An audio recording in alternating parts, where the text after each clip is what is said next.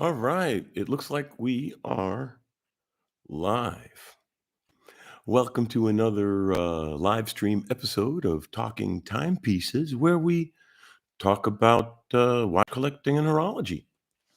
Uh, Finally, did everything I needed to get the system up and running properly so that we could do this right. Let me adjust this. I think the light might be a little bit too much in the eyes.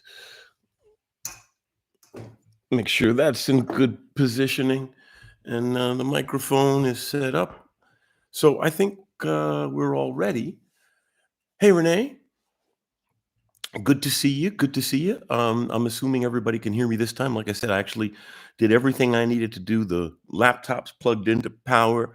I've got the phantom power supply plugged into a powered USB hub, so I don't have to worry about the laptop not having enough power to drive the phantom power supply.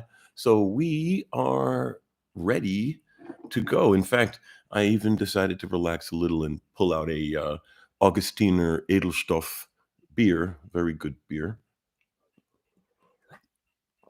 so we can enjoy the next hour of conversation about watches. I wonder if I need makeup one day, all the shininess, but I don't care. All right. Hey, Alexander. Um, Excellent. Thanks, Yukar. So I was going to start the conversation by talking about watch sizes. I even did a little survey prior to this today, asking about watch sizes. If I'm looking down, it's just because of the phone that I'm using to look up the results of the survey that I posted earlier today. Um, we've got, we have, uh, bum bum bum. The question that I had asked everyone: what do you consider the best watch size among these? And I went from 36 to 44 in 2 millimeter increments. And this is obviously not a scientifically approved survey because there aren't that many people answering, but 54% of the respondees, so half the respondees said 40, and the rest were split pretty much evenly among the rest. So I would say right off the top of I think that the market has migrated to bigger watches, but the other side of that is some of it has to do with wrist size. You know, I've got an 18 and a half centimeter wrist. I have a big wrist. I mean, this is a, wristwatch check. I'm wearing my Omega Speedmaster Rattrapante, which has a huge case like the X33. It's got the three pushers, um, which reminds me, I've got to do a video on this. I've got it back from the shop after they adjusted everything, and it's running beautifully. Um, but I mean, I've got a big hand, and no matter what the market says I have to do, I'm not going to wear a 36 millimeter watch. It's just looks small on my wrist. I mean, the smallest thing I've got in my whole collection, I think. Well, this I believe is like a 35 or something, but that's square, so it wears differently, so it doesn't count. But I believe this is the smallest thing I've got, and that's like a 37 and a half or 37 and change, and it almost doesn't work on my wrist. If it weren't such a loud watch, it would be tough. It would be tough to wear. It would look small. In fact, there are quite a few watches that I've had, and I sold because of the size. I mean, I had an Oyster Quartz in immaculate condition. I sent it to Rolex to have it serviced. Got a new warranty card and everything. Beautiful watch, blue face, two-tone, classic Rolex. But it was a 36. I just it was only you could only wear it with a suit. And I mean, I love suit watches. I've got several that are best with a suit. Like, as much as I like to play with the Zenith on a NATO strap, you put it back on the alligator, the black alligator, and it's just a stunning suit watch. I mean, it's also a casual watch, and something like this, can go back and forth between being suit and casual. But I mean, if you've got like a little watch, like a Cartier Tank or something along those lines, Jaeger-LeCoultre Reverso, um, those are great suit watches. But if you got big hands, they tend to look small. And we're no longer in an era where dainty watches were considered cool. The watchmakers don't have to show off their micro machining skills People want to see the watches today. We're in a world where you don't need to wear a watch, so people want to wear a watch, and they want people to see they have a watch. So that yes, there are people who are going to want a small watch, and there's nothing wrong with that. But I don't think trying to get everybody to move back towards small sizes is going to make everyone go that way. I think offer small watches, offer big watches, and let people buy what fits their wrist. Like I think Rolex making just a 36 Explorer, I think, is arrogant. They're like, okay, 36, and if you have a big hand, screw you. Or frankly, even on a big one, if a company only has a 42, then you want to have something smaller, and they don't offer something smaller. That's kind of sad as well. That's why I like the fact that the Speedmaster has which is a 42, Omega offers the reduced 39. 39 is a good watch size. I would say if you wanted to go to a small watch, I would say 38 is a good small watch size because that's still small enough for a small wrist. It's a relatively small watch size that suits itself to suit watches, but it won't disappear on a big person's wrist. I mean, a couple of millimeters makes a big difference with a watch. I mean, pi r squared, it significantly increases the face area. Like 2 millimeters could be 10% increase in the watch face. Okay, my favorite size is 37 to 39, Renee. Yeah, and your wrist size 16 and a half, right? Your wrist is 2 centimeters thinner than mine. We're going to have different needs, and that's okay. It's okay to have different needs. There's no reason that we should all be wearing the exact same size watch just because that's all that's offered. I mean, maybe that's why we're all wearing the Explorer 36 because we want an Explorer and that's all we got. But I mean, you could buy different sized Aquaterras. You could buy different sized Longines. In fact, you could buy this exact same watch. This is a 42, but you could buy this exact same watch in a 40, I believe, or a 39. I believe 40. And Longines does it with a lot of their watches. You can get it in two different sizes. And I think that's a cool thing. Offer a small size for people with small wrists and offer a large size for people with larger wrists. To try to say one size is what everyone should wear. I mean, come on. That's not only arrogant, it's kind of stupid.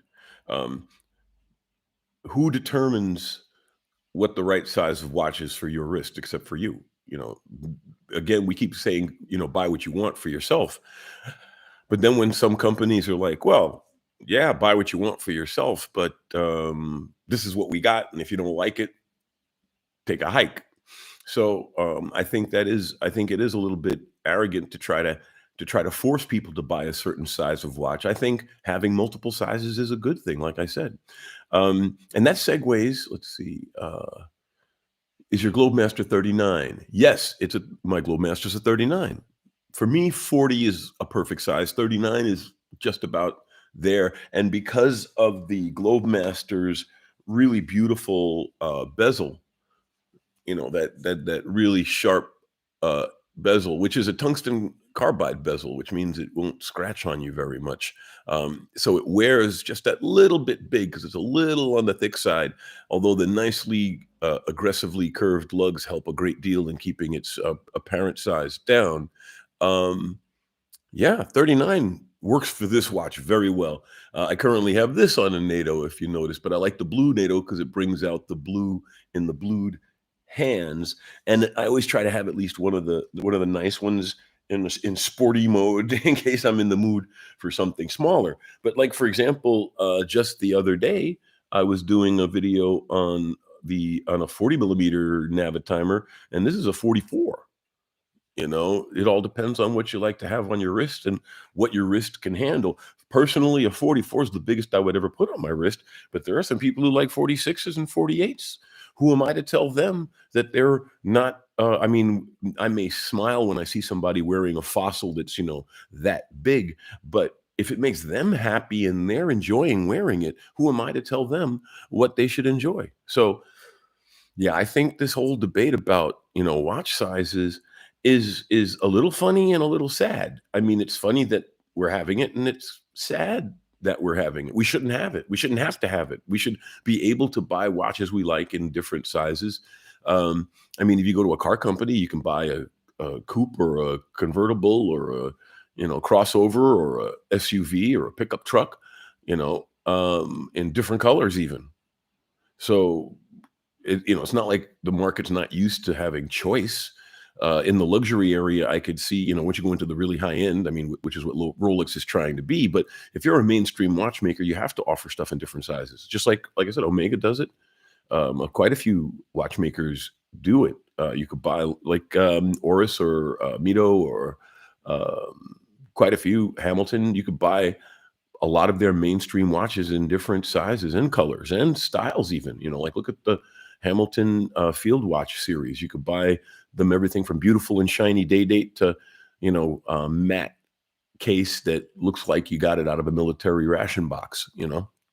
And I think that's great. Offer people choice. But then that's something that I came away with last episode talking about, people ding Omega.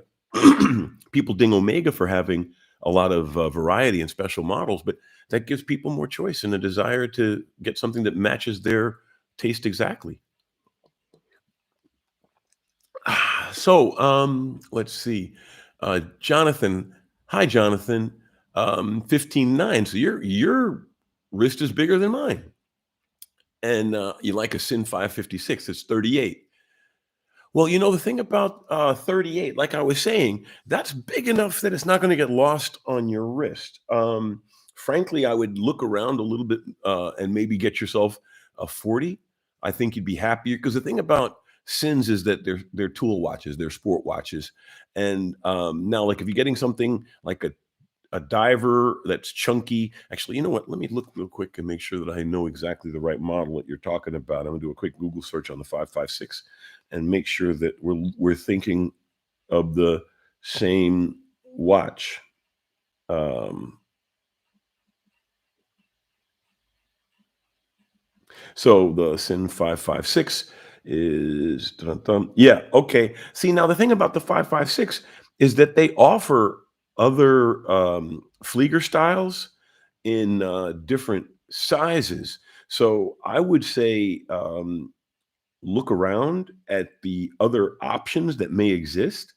Although the 556, because it's such a plain and clean design, it would be like your standard Flieger that looks big because it's so clear, has such a clarity. Like that's one of the things I really love about this IWC Pilot. I mean, it's not really that big a watch, right? This is a 42, if I'm not mistaken, about the same size as this Longines, but it pops so much that it wears a little larger, even though it's about the same size. So the face of a watch can really contribute to its wearability. I would my strongest suggestion is go find somebody with a 556 and strap it on your wrist. There are dealers who should have them local. I mean, if not locally, you should be able to, within a reasonable amount of travel, go to the next big city and strap a 556 to your wrist. I like all of the Sin pieces. They make really nice watches, and I think, and I've made this statement before. I think Sin in the mainstream competes with IWC in that sense. If you wanted to buy a nice basic Flieger, you're just as good with a Sin as you would be with a mainstream IWC. They both take off the shelf movements and rework them. IWC does rework theirs more than Sin does. But if you're buying a basic Flieger with a Value 2824 inside of it, um, there's not a lot of difference between one or other given ETA movements based on once you've gotten to a certain level of finishing. I mean, once you're at the highest level of finishing from them, you can do more, but it's not going to increase the accuracy of the watch or the ruggedness of the watch or something along those lines. It might increase the durability, the reliability. The IWC piece is a arguably better piece, but it also costs a lot more. And if you just want a basic three-hand Flieger, the Sin, I would say, is as good as your mainstream IWC Flieger three-hander because, yeah, like I said, the IWC might be finished a little bit nicer. So it is a better watch in that sense, but the Sin is not going to disappoint you in performance in any way, shape, or form. Let's see. 10 years ago, over 30, UCAR. 10 years ago, over 43 was fine for male watch. Now limit is like 41. Yeah, I would say 42. No more than 42 because there are a lot of classic pieces that are still 42, like the um, smaller Navitimer, uh, the Speedmaster, and the like. And 42 is not like comically large, but I would agree with you there that people are settling. The watch companies seem to be settling around 39, 40 for the mainstream sizes and pushing up to say 42 on the outside. But you're right, you're not going to see much over 44 at this point. I mean, like I said, my big Navitimers are 44, and anything bigger than that it would start looking by modern tastes a little comical. Although there are people still out there who like, big U-boats, or, there are some Fliegers that are huge 46 millimeter Fliegers that are just three-handers because the old Flieger style was big because it had to be visible in a cockpit. So, and again, who am I to say to the person that you can't have a 46 millimeter Flieger if you want a 46 millimeter Flieger? But yeah, I would say if I've got a nice 42 millimeter on my wrist, that's a big watch. And if I've got a 36 on my wrist, for me, that's a small watch. But then again, everyone has their own tastes. The Globemaster is my favorite watch. It's a favorite watch in my collection too. I really love the Globemaster. It's the most versatile watch in my collection in that you can wear it with anything. And yet it's most classic as far as appearance and look. I could wear it with a suit and it would be sharp without looking over pretentious. And I love the annual calendar function and the script, that beautiful blue script of the months. And I love the fact that, yeah, it kind of gives you a feel for the year. It's 5 minutes before the end of the year. The pointer is pointing at November, and then soon it'll be pointing at December, and then it starts that journey around the face again. If you think about it, the year hand on this watch takes a whole year to go all the way around the face, and you get to look at it. So it really gives you a feel for how the year is sweeping past, literally, in this case. So yeah, the Globemaster is my favorite piece. Some watch companies follow the Henry Ford principle. You can get the watch in every size as long as it's X millimeter. And it is a pity. I agree with you completely. And then that segues into our, the next phase of the conversation that I wanted to have about this is who determines what is popular in our marketplace? Why are we allowing companies to tell us what we want? Is it that the companies are leading us, or are we buying from them what we like best, giving them indicators of what we like that they should, as responsible, uh, business people, supply us? So, I mean, what Rolex should be doing, imagine that, they should have like a 36, a 38, and a 40, and then let people buy what they want and adjust their supply to have the more popular sizes more in stock. Imagine if a shoe company only offered size 11 shoes. People who had feet too small would have problems with them, and people who had feet too big would have problem with them, just because the company only wants to make one size shoe. Like I said, I think in one sense we've been conditioned to take what they give us, but frankly, I like I said, I like the way a lot of the mainstream brands are doing it. I like the way Omega does it. You could get, a lot of their nice pieces in different sizes. But it goes beyond size. It goes into things like style and color. Um, in one sense, I know everybody wants a blue steel sports watch, but is that all there is? Couldn't you do alternatives on a blue steel sport watch that are cool and interesting? Like the new Nomos is a nice one, but or do all divers have to look like a Submariner? Look at, for example, the Sin U series, the U1 and the U2. They're really, really good divers, but there's no way on God's green earth you're going to mistake them for Rolex lookalikes. They have their own completely unique design and style and design language, yet they're very robust, very reliable, very legible divers that will stand up toe to toe with any other diver on the planet, and they don't look like a traditional diver at all. So are we deciding what's fashionable, or are the companies deciding what is fashionable? What are your thoughts on that? Let's see. The size of the watch, Renee says, the size of the watch does not depend only on the case, the length of the lugs, the size of the dial.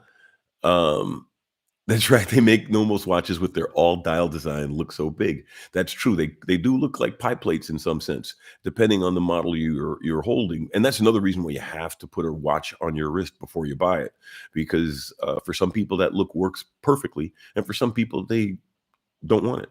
So everybody has, you should always try a watch on. You should always see if you have a friend who has one that maybe you can even borrow one and wear it over a weekend.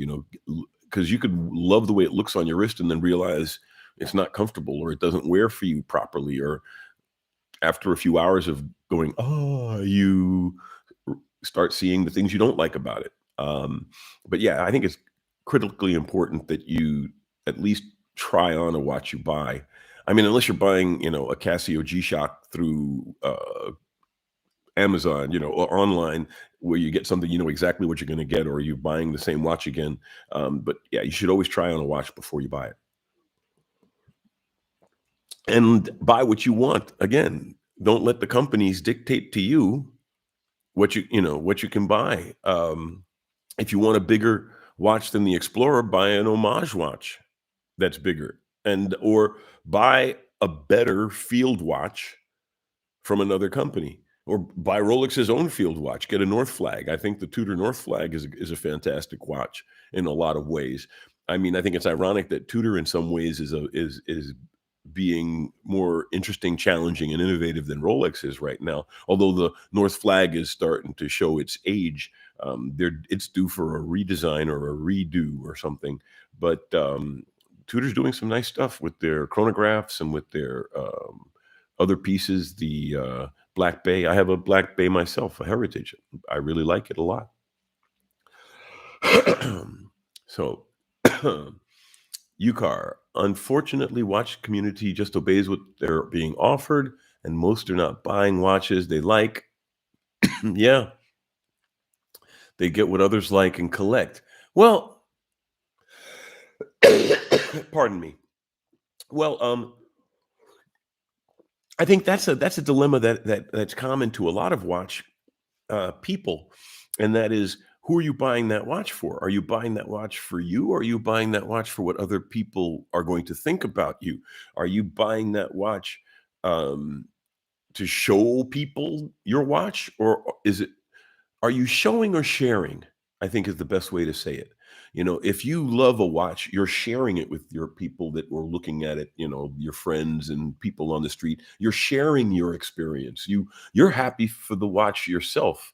And it's nice that they get to share in your journey. But if you're showing the watch, you don't really care what's on your wrist. It's only there because you know that people will look at it and think that it's cool, and hopefully by correlation think that you are cool. But as most of the cartoons that I've seen about Rolex point out, um, you expect chicks to fall all over your wrist, and it's really just other guys like me going, "Hey, cool Rolex. Is it real?" And so, yeah, I think it's critically important to buy what you want. If we just get what the industry tells us to buy, we're no better than the fashion industry, who moves the waistline of jeans up and down every 10 years or so to make people buy new jeans. Um, you know, Watchmaking and watch collecting is supposed to be about forever, timeless. So faddish things shouldn't be driving the industry. I mean, fads like green faces or something, I would call that more of a trend than a fad. To me, a fad would be something along the lines of wood watches. A wood watch isn't forever. Eventually, the wooden parts are going to deteriorate and rot. I think that it's fun. They're fun watches. If I saw one, I would admire it and go, "Hey, cool watch." Um, but like I said again, that's that person's choice to buy that watch, right? It's all it's all about choice. And so, like for example, the company making the wooden watches is offering choice. Someone says, "Hey, I don't want a steel case watch. I want a wooden cased watch." Boom, there it is, wooden watch for you to buy. So I do believe that the market does drive the industry, but the industry keeps forgetting it until the market kicks them in the nuts. Like the quartz crisis, right? The customers voted with their feet and they moved to they moved to Japanese made quartz watches away from Swiss mechanicals. Uh, the Swiss industry took a while, but they recovered and responded. Now they're being challenged in quartz crisis 2 with smartwatches, and they're being challenged by micro brands using off the shelf movements from companies that never made movements 20 and 30 years ago. Um, we're in one sense we're entering a renaissance of the marketplace, and in another sense it's a terrifying period of time to be a watchmaker, because there are so many uncertainties and variables out there. But one of the variables doesn't have to be fickle customers, because if you offered customers more choice, they wouldn't be as easily drawn away by other shiny things, as it were. Vostok watch. Yeah, yeah, yeah. Vostoks are nice pieces. In fact, a friend of mine's going to let me borrow. He got a Vostok in the mail the other day, a 24-hour Vostok. He's going to let me borrow it, and that'll be my next watch review if I can get that in this week. If not, it'll be next week's.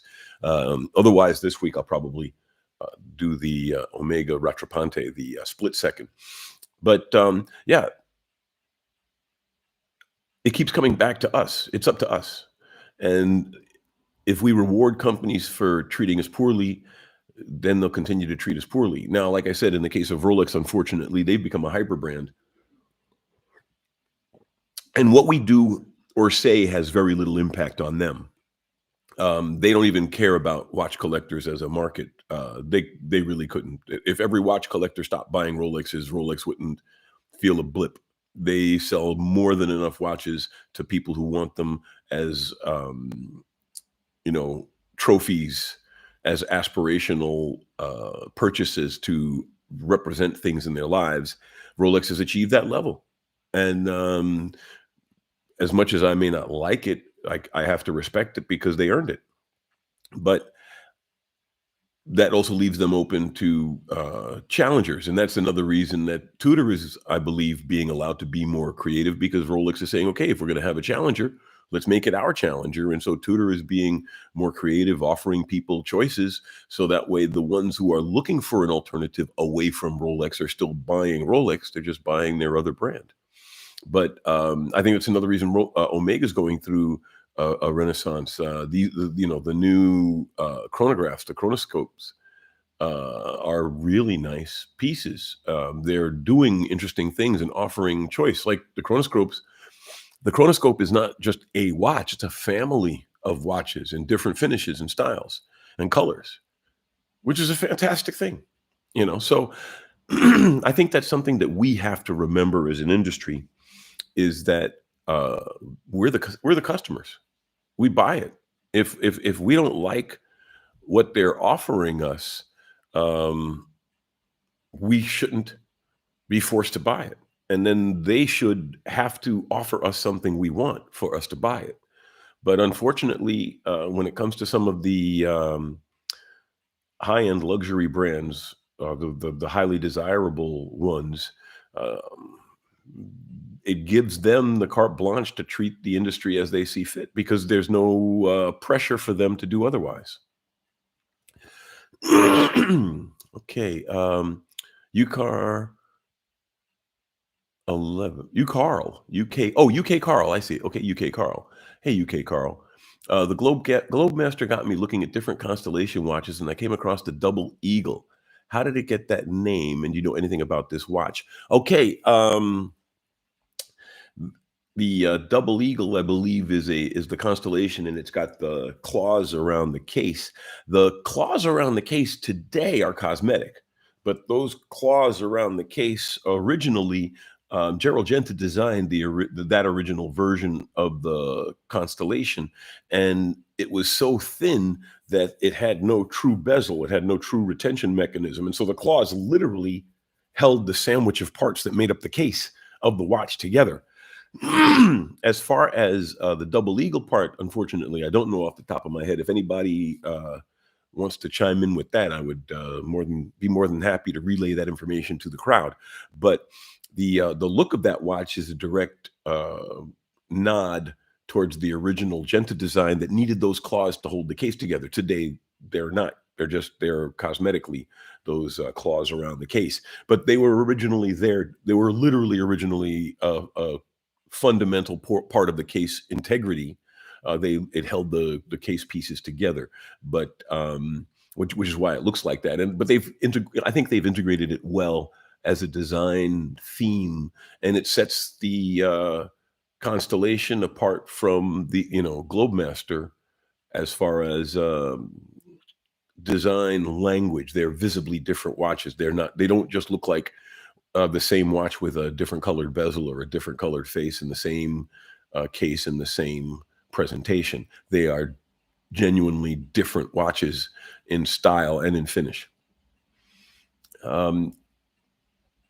Before I start poking through what some of the other watch pundits have said, anybody have any questions? Otherwise, we'll take a quick look at what the other watch people are saying as I scroll through the subscriptions.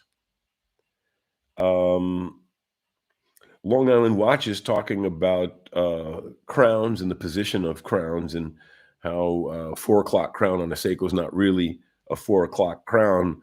But I'll let you enjoy that episode. I'm not going to give you any spoilers when it's a fun episode from someone else. That's not the purpose of talking about what they're talking about. Watchfinder, I actually watched that episode today about Rolex's misdirection. He's alluding to some of the design things they do to trick your eye into thinking proportions. It's not like they're misdirecting you in any negative sense. They're Watchfinder. They're talking about how the design cues can lead your eye and your mind into seeing things in the watch. So it's a good misdirection in that sense. Bark and Jack's talking about steel versus gold. Is gold popular?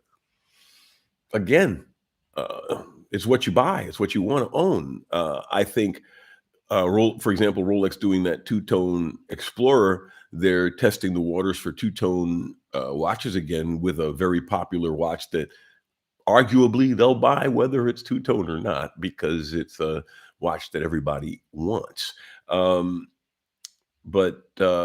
Again, gold or steel, I think it's up to the individual, and a watch should be offered in multiple materials if that's financially feasible. I mean, some people might want a solid gold, say, Seagull, but I think the value proposition in a solid gold Seagull's not there for the effort of the watch itself. But for example, a Reverso, yeah, well, it is available in multiple metals.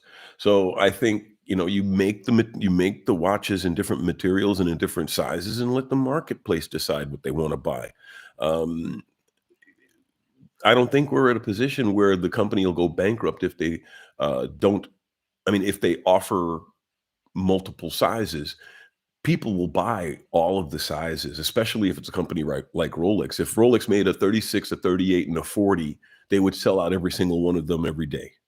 So, and it's not like they don't have the industrial capacity to make the watches or to make them in different sizes. We're not talking about rocket science here. We're talking about horology. Now, watches, White to the Tourbillon. That's a repeat. The best watch releases of the year, the latest awards. I think there is a lot. I think what the nature of all of the different discussions going on, especially right now with the awards. I think today was they were giving them out. It shows that there is health and the vibrancy in the industry. The watch industry is not as dry, static, or boring as a lot of us would lead you all to believe. For all of my griping about some of the things that are wrong with some of the manufacturers, there are also quite a lot of good things from them. Rolex makes really nice watches. I just wish they'd went about some of their business practices differently. Um, I think that the watch industry could be healthier than it is if it only took the trouble to be more responsive to its membership. And I think, like I said, I think the micro brands that are coming out and doing interesting and fun things, or like Long Island Watch that I was just talking about, he's putting together a crowd designed watch. They're looking at the rehaut and they're looking at the chapter ring and they're looking at the font and they're looking at the case shape and they're all voting on what they want. And some other companies have done that in the past. And I think stuff like that is cool. Have some fun with this business. This is not a this is not supposed to be some boring, staid, lame business with everybody buying watches and stuffing them into safes, waiting for the value to go up. That's bullshit. This is supposed to be, it's supposed to be like, yeah, like car collect. It's supposed to be like cars. Have fun with them. Look at them, admire them, dust them off and show them to your friends once in a while. Take them out for a spin. Enjoy owning them. They're not just there. I mean, if you want to invest in something that's made out of metal, buy a bar of gold and then stick it in the vault and be done with it. But a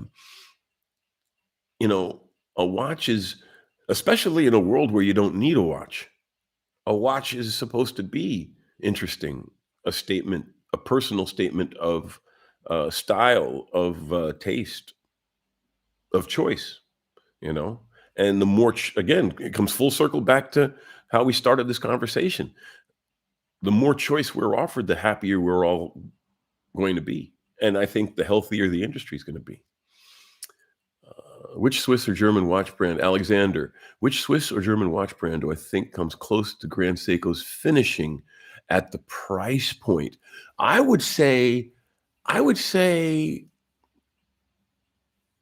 Nomos or Mühle Glashütte. Well, Mühle Glashütte is almost there, but not quite. But I would say Nomos has really, really nice finishing, especially inside.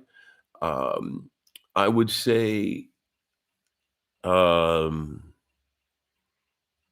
yeah, I would say Nomos. If you're thinking of someone at that price point, at that finish level, as far as the quality. But then again, I would say uh, the nicer Omega pieces are up there. JLC is there. I mean, my Polaris is hand finished, and it's a beautiful piece, and the hands are lovely, and all of this other. Because don't forget, Grand Seiko. You're talking $5,000 to $8,000, for a Grand Seiko. So in that price range, there are some really nicely finished watches. And then you get into the area of have nicely finished watches that have a unique design language.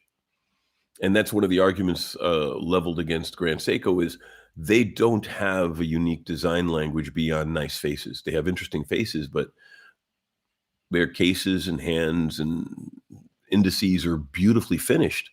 But you couldn't, if you saw a Grand Seiko from across the room, there's nothing about it that makes you think, oh, he's wearing a Grand Seiko. Whereas there are a lot of watches that you can see from across the room, and that not even because they're gaudy, but because they have their own design language, that you can say, oh, that's a Breitling Navitimer, or that's a Tudor Black Bay, or you know, even something as loud in its own way as this Tag Heuer Carrera. Um, it has its own design language. It this is not gonna. This is a GMT chrono, It's never going to be mistaken for anybody else's watch. It's totally its own piece and its own design. Um, so yeah, I think there are a lot of really nice pieces in that range, but you're not going to go wrong with a Grand Seiko. They are excellently made watches. But yeah, I would say if you wanted to get something in that same quality level, a JLC Polaris automatic. You could pick one up for about the same price as a high beat Grand Seiko mechanical, not spring drive. That way, if you want to do apples and apples, you can make the choice. Um, and I think the JLC movement is finished to a higher level than the Seiko movement. I think the case on the Seiko might be finished to a higher level than the JLC case.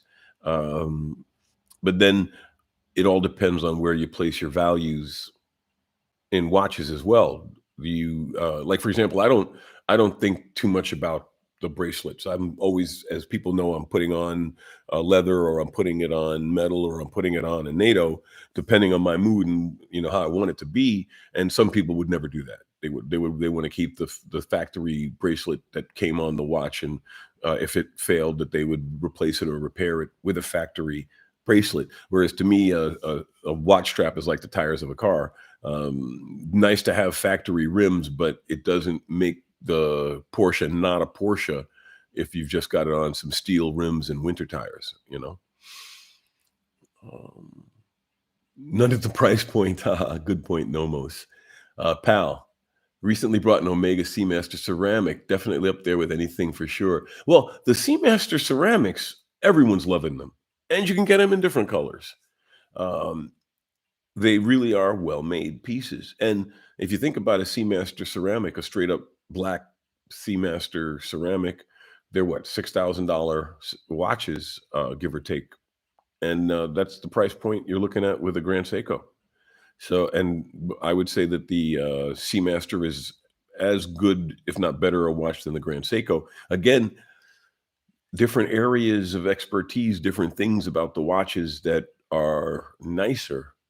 Um, but at the end of the day, I would personally, well, by my own personal experience, I lean towards the Swiss watches I've owned. I owned a spring drive. I have a video in the archive where I had the first spring drive, which is done very high levels before they made spring drive a Grand Seiko brand.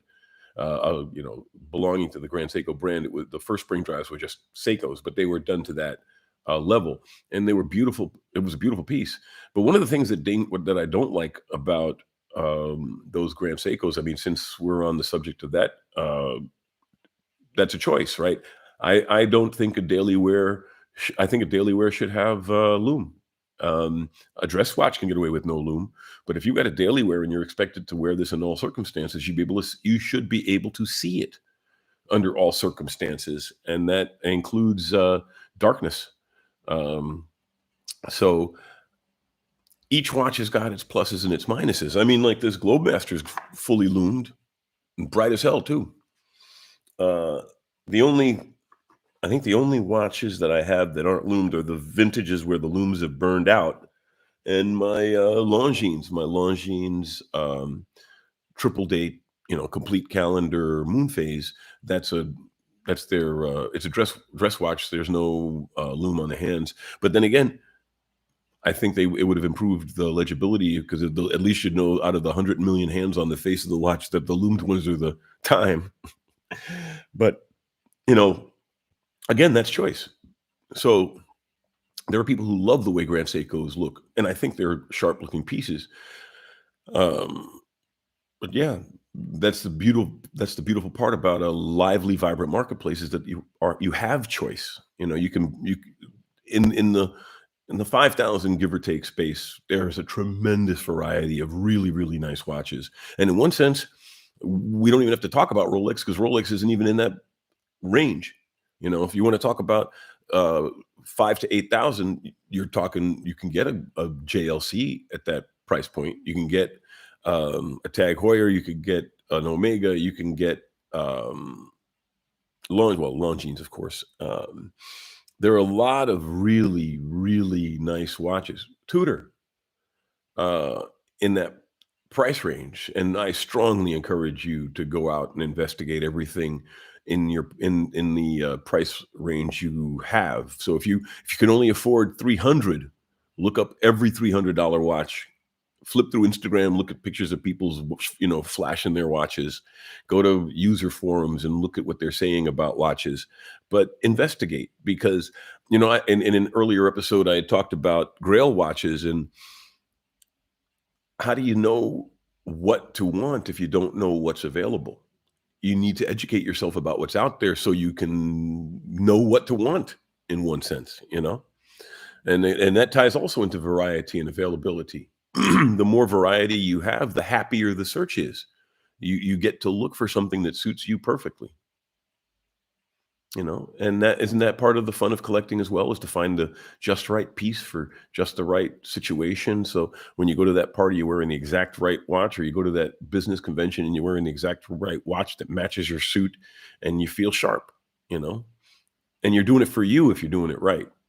And if you're doing it for you, then you're sharing that experience with other people, and you can enjoy it whether they enjoy it or not.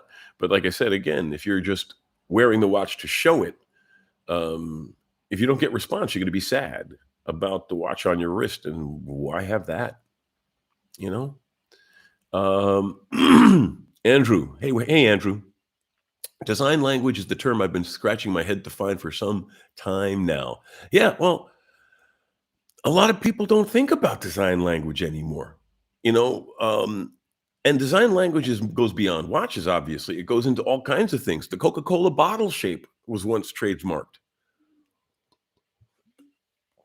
There are some things that a company can do over time and develop a legacy that people then recognize instantly. Oh, we got a fire engine coming. I hope we don't hear too much. Okay, good. It's peripherally passing. You know, um, there are aspects of a watch design that ripple through the ages. And I mean, like, if you think about it, even when Breitling started rejiggering the Navitimer and the Chronomat and some of their others, um, they kept a lot of the old design cues so that people could recognize the heritage between those older pieces and the newer pieces, or like the Black Bay, or some watches have a strong design language that can be carried on, that people will recognize. I mean, like the Globemaster, for all of it being a reasonably new piece as far as in the development, it's got a pie pan face with that, the Gerald Genta designed for the Constellation. So it's got a pie pan face. So it's got that, even though it's the Globemaster, it actually is an offshoot of the Constellation line, and you can see that design language in the face of the watch because it has those design cues of the uh, pie pan, as in a pan of a pie. Some people might mishear it and hear pie pan or something like that, but the pie pan dial. And it also suits it well for the script for the months, because the flat facets of the pie pan dial provide a great place to write the months. So, yeah, design language is important. I think it's very important, and I think that's the biggest reason that Grand Seiko's floundering, because they don't have a unique chop. In the old timey days when they had Morse code, they used to call it a fist. You could listen to someone's Morse code and know who was sending it because of their style, and they called it their fist. Um, Seiko doesn't have a fist. Seiko doesn't have something that you can look at and say, "Ha ha, that's Seiko." The closest thing to that would be the number 5. If you saw a Seiko with a number 5 on the face, you'd go, "Seiko 5," and if you know anything about the legacy of the Seiko 5 automatic movement, and it's actually a rich history, family of watches, but that's not a design cue as much as a brand cue, that you know that it's that family of watches, but there's no case shape, face design, lug configuration that you see and you go, "Ha ha, that's a Grand Seiko." A Reverso, you know it from across the room, a Tank, a Santos. Uh, those are all watches that have unique design languages. In one sense, Audemars Piguet being locked up in the hell of only having Royal Oaks now. If they don't make a Royal Oak, nobody wants it. Uh, but at least that strong design language of the Royal Oak transcends the marketplace and becomes something that everyone identifies for the product, to the point where obviously even homages, blatantly copy the design, but everyone knows it's an homage because they know where the original design came from. That's the biggest problem that a lot of companies have, making basic watches that look a little like Rolex. The reason Rolexes look basic is because those designs are ancient and simple face, baton, indices, and stick hands. Not a lot of variations on that. So I can understand the frustration of a lot of the companies involved in the like, but there are a lot. Look at what, say, for example, Ming is doing. The Ming bezel, rehaut, and hand design is their design. And if you see a watch uh, across the room that's made by Ming, you can tell it's a Ming from across the room, and it's a new company. They managed to discover a design language. Um, there are a lot of newer micro brands that have managed to discover a design language that you can look at it and you go, "Oh yeah, that's a Boulder," because of their chunky angular cases. So yeah, design language is important, and I do think that's one of the reasons that Grand Seiko is having trouble getting adopted, because they do make fantastic pieces at tremendously high levels of fit and finish, beautifully done. But they're a Toyota. You look at it and you go, really nice car, but what's talking to you about the design? You know, Jaguars, laughingly unreliable in the old timey days. Nowadays, everything's modern electronics, but in the old timey days, laughingly unreliable cars. But everybody loved them because they were beautiful, and the suspension was fantastic, and it handled like a dream when it started and ran.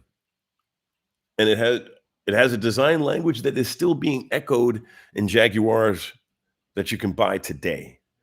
So yeah, design language is so important, especially in something like a watch, which is a design statement, a fashion statement, a style statement. So yeah, design language is critical, my friend. I'm glad you like it. Let's see. Hands and indices on the Grand Seiko are ridiculous good. Yeah. Hey, Gamer BR. Hi from Brazil. Yeah, pal. The hands and indices on the Grand Seiko are ridiculously good. They really make a nice watch. And I think it's called shiratsu polishing. The work that they do to bring that finish out of the metal. But then again, Japanese culture is about making sure that the value that you add to the thing that you're adding value to gets the maximum value that you can add to it. They have you could almost call it a coolness ethic within their design ethic, that a solution should be elegant and beautiful as well as functional. And I think that's a fantastic design ethic to have. And you can see it in the Grand Seiko watches. They're made bu- comically well. I agree with you completely. But you can't really tell from across the room that it's a Grand Seiko. Well, with the latest face designs, they're really striking out to the point where, okay, if it's got a funky face, it might be a Grand Seiko. Um, but that's a thin reed to hold. That's a thin reed to hold in a storm. And I think that I would take the time and effort if I were Seiko and try to break out of the mold and create a striking case design or something. Change the way they do the indices, or something that, so people can look at a Grand Seiko from across the room and go, "That's a Grand Seiko." My 2 cents. I mean, and don't forget, everything I say on this show is my opinion. I'm not an arbiter of history or fashion. I'm just a guy who likes watches, and I'm spouting my opinion, and I'm glad you all are putting up with it, you know? And in fact, celebration, uh, we're not done yet, but we're almost. First show without a technical difficulty. I finally got this stuff working properly. And speaking of, we're pretty much at the top of the hour. So, oh, here we go. Let's go.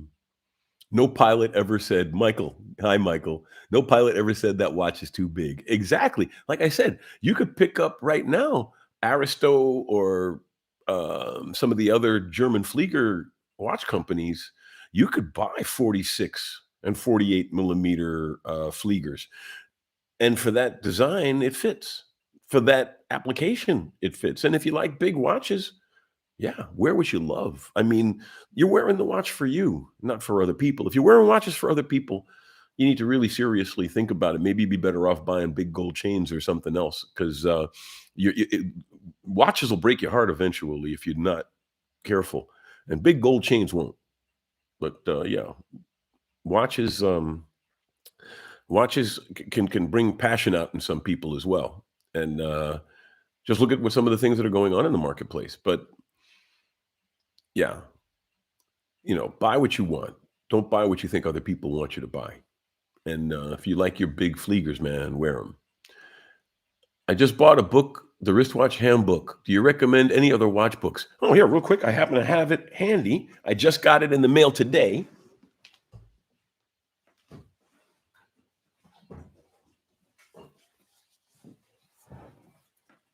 I got a man and his watch.